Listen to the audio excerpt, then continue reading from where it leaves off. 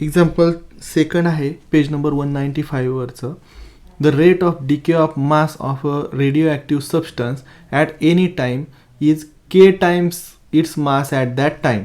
Form the differential equation satisfied by the mass of the substance. आता अगदी सोपं आहे. काय करायचं आहे, let m be the mass of the substance at time T.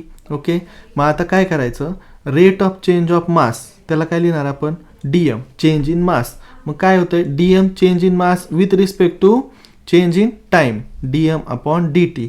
मग d m upon d t काय झालं, rate of decay of mass with respect to time.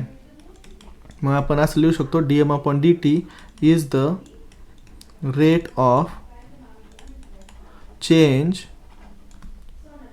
in mass with respect to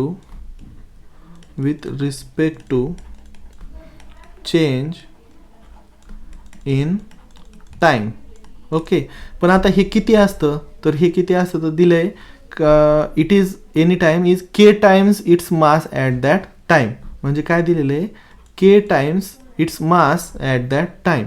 मग आपण काय करायचं, इज इक्वल टू, आपण असं म्हणू शकतो, k time mass is equal to d m upon d t. पण आता इथं दिलं आहे काय, द रेट ऑफ डिके आहे as this is the rate of decay. तर मग आपण त्याला असं लिहू शकतो, d m upon d t is equal to rate of decay आहे म्हणून इथं काय येणार, negative minus k M.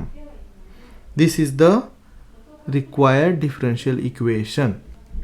Okay, आणि मग आपण याला असं शेवटी बॉक्स करून एक लाईन लिहायची, is the required differential equation. एकदम इझी आहे. ठीक आहे, डन.